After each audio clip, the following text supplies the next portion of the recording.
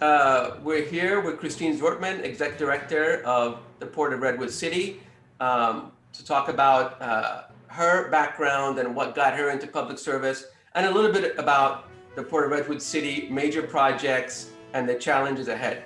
So Kristine, tell us a little bit about yourself and how did you end up at the Port of Redwood City? Thank you, Shahryar, and thank you for having me here today. My route to the Port of Redwood City or into the maritime industry itself was a little circuitous. I started off in the private sector, working in real estate development, and weathered a couple of economic downturns. And then in the late 2000s, there was an opportunity at the Port of San Diego that I applied for. I got to the Port of San Diego, I really fell in love with maritime sector and real estate development, and as well as being able to serve the public in a capacity of in more of an entrepreneurial capacity, not necessarily tax basis, but thinking more like the private sector in recognizing the value of real estate and the value of assets and being able to bring that back into the public to be able to expand community benefits and other things of that sort. So the maritime sector is really where I fell in love with the work that I was doing there. And then that kind of allowed me to explore other opportunities and eventually become the executive director at the Port of Redwood City. And the Port of Redwood City is one of 11 ports in the state of California. It's a little bit unknown in some circles because it is in the San Francisco Bay. And when you think of the San Francisco Bay, you think of the Port of San Francisco, the Port of Oakland. But the Port of Redwood City is the port that serves and builds Silicon Valley. So all of the raw construction materials that are building your Google expansions, your Facebook campuses, your Oracle, your Kaiser, your Stanford, all of those big Silicon Valley employers expand, all of the construction materials are coming through our port. All of the construction materials that are feeding public infrastructure projects as well. And then also we have an element of commercial recreation. We do have a small marina and some other commercial recreation activities at our port, but primarily we're an industrial dry bulk port. The other thing that the Port of Redwood City is looking to do is when you think about ports, you think about all of the different capacities that they can serve the public, whether it's maritime waterfront recreation, visitor serving, community benefits. One thing that our port, an element that our port has been focusing on but hasn't really got to fruition, is being able to offer the public an alternative waterborne sustainable means for transportation and getting commuters off of the roads, bringing them to the major employers, again, the Facebooks, the Googles, the Oracles, bringing them from their residences to their places of employment on the water. And so that's an initiative that in 2020 really started to get a lot of good milestones checked off.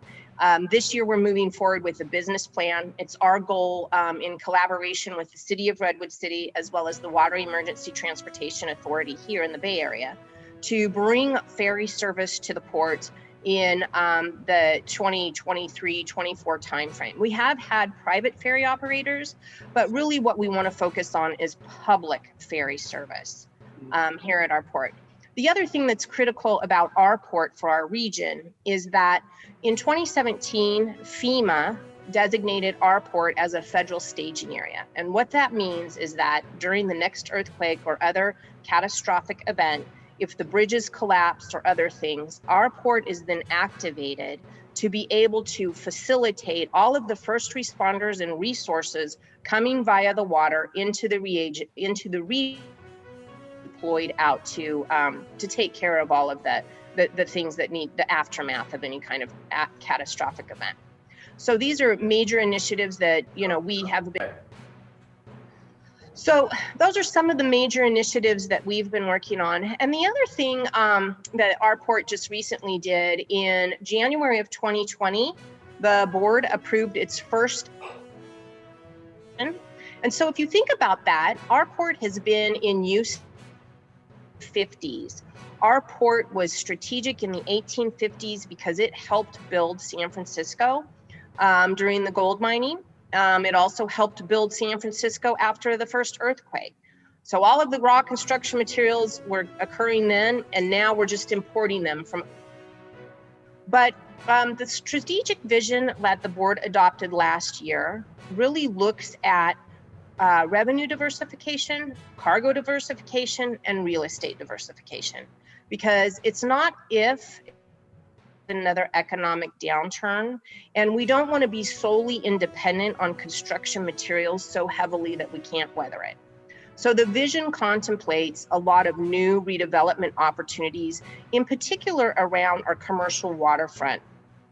Some of the waterfront area that we have developed since the 1980s. And so this year we are embarking upon a request for and other processes to be able to identify developers that can come in and really look at the jewel that we have here in development opportunities.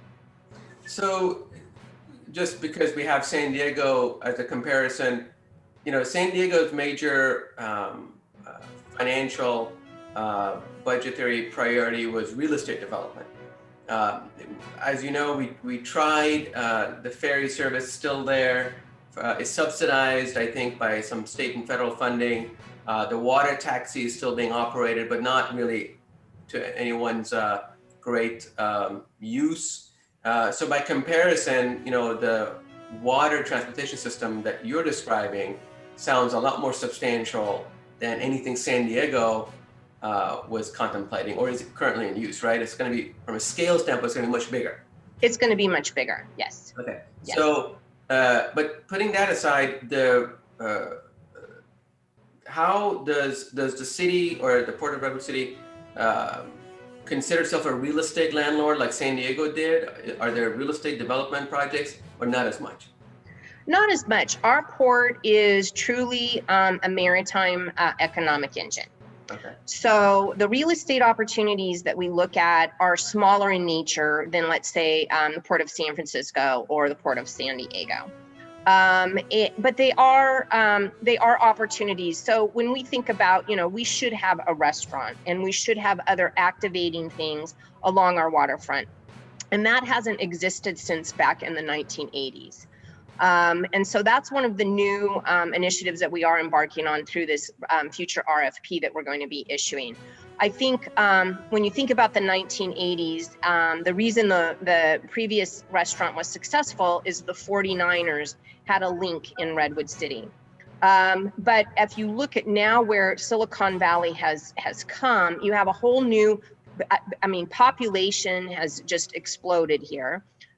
Very dense, as well as a different socioeconomic climate. And so we really have a diamond in the rough as far as it relates to the commercial real estate. What we're looking at doing is bookending some of our industrial maritime sector with destination type uses. And those would be the more real estate opportunities that we would be offering to the public. So given your proximity to San Francisco, Oakland ports, how do you compete? Do you complement? Totally different environments, business-wise? Great question. No, that's a great question. So there is an element of competition, but because we are a dry bulk port for the Silicon Valley, we offer a benefit that, you know, that commodity going to Oakland, let's say, or going to Stockton would then all have to be trucked down. So us having that commodity delivered via the water is important. Agency, the Bay Conservation Development Corporation, and they really are going through a process right now in updating what they call their seaport plan. And part of that looks at each of the individual ports in the Bay Area to make sure that not one port is eliminating a use or taking over too much of a use that could be detrimental to the Bay region itself. So we complement each other.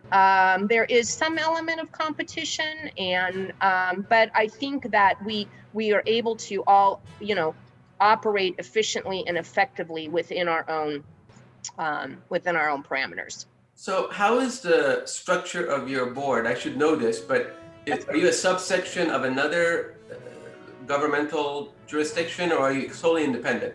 So in 1937, the city of Redwood City, the voters voted for a charter. And so we are a charter city. And at that point in time, the city appointed a 5-commission board to run the port. So we are a quasi department of the city, but we are fully autonomous. One unique thing about our port in comparison to other ports in the state of California is we do pay the city an annual, is what it's called, and that's based upon a percentage of our revenues. So we do support the city of Redwood City's general fund, not only through payment of cash, but also through supporting the contract for services of their employees. Okay, so how big a staff do you have? How many people work at the Port of Redwood City? We're very, very streamlined. Internally, we have about 11 to 12 employees. We do a lot of outsourcing for a lot of the things that we do, just to keep our overhead tight. Okay. And what type of, now let me get a little bit into the public service motivation. What type of people do you look for? What kind of qualities do you look for in leaders in your organization so they can help you and the region and your city thrive? What are things that catch your attention in an interview when someone is looking for a job? Yeah, so I think when you're in the public sector, you always have to look at the people that you're bringing on, their capability to, one, have tough skin. We're always going to be criticized because we are in the public sector. It's not a personal thing. When people are happy, you don't always hear from them. But when they're unhappy, they want to talk to someone. They want to talk to decision makers in the public sector. And so you've got to have a little bit of a thick skin to be able to handle that. You also have, and that everything you do, say, write, or anything can be part of the public record. And it really, portrays what the agency is. And so you have to be sensitive about that. The other thing is that I think when I'm looking for someone, it's not a me. We want to be able to find the win, and if there's another win, right? And that's really what you're doing as a public servant, is you're doing what you believe the public wants, and you're listening to what the public wants, and you're striving to deliver commodities or other benefits to the public. And so it may not always be dollar-based. There may be an offset for community benefit that you need to be able to recognize, and you need to be able to have staff that understand those different types of dynamics. Do you have to balance residential needs with commercial needs often, or is it primarily commercial industrial? So primarily for our port, there is no residential that's anywhere near our port. And BCDC, the agency that I had spoke of previously, has designated our port as a port priority industrial in nature. And so while we want to benefit the residents, we will not be benefiting them with housing at our port. Okay, so no residential housing, like most ports, I guess, Yes. In general. Okay. So what do you see happening in the next 5 years when you identify the challenges and opportunities in front of you? You mentioned some potentially restaurant and other developments, growth of transportation. How is the port going to recover from the COVID shutdown over the next few years?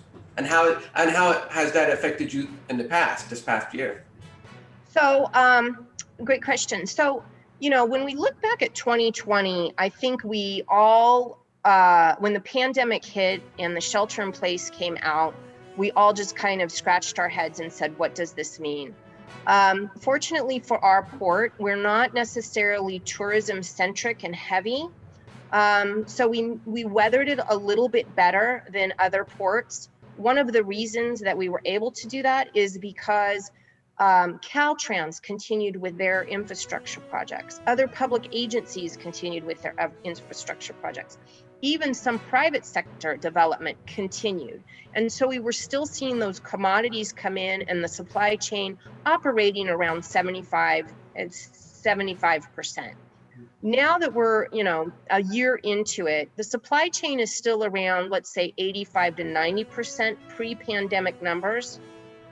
But as we see the vaccinations coming online and the pandemic slowly starting to reopen things, now we see the opportunity is time for us to go to the streets and hit the streets with development opportunities for recreational and commercial opportunities, so that as things start to when things are completely open and we know what the new normal is really going to be, we have people in line that are ready with development at our port to bring the community down to it.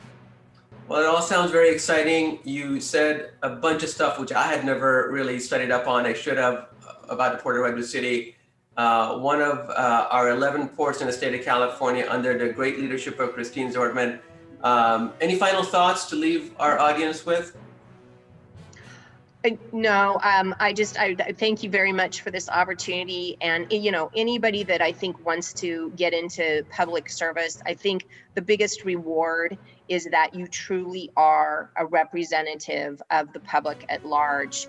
And that's, while that can be a heavy burden, it's a wonderful thought to know that you're doing a lot more than just, improving your life. You're helpfully improving the lives of others. I couldn't agree more, and that's why we're kind of doing this, to help others share that same vision. Thank you so much, Kristine. See you soon.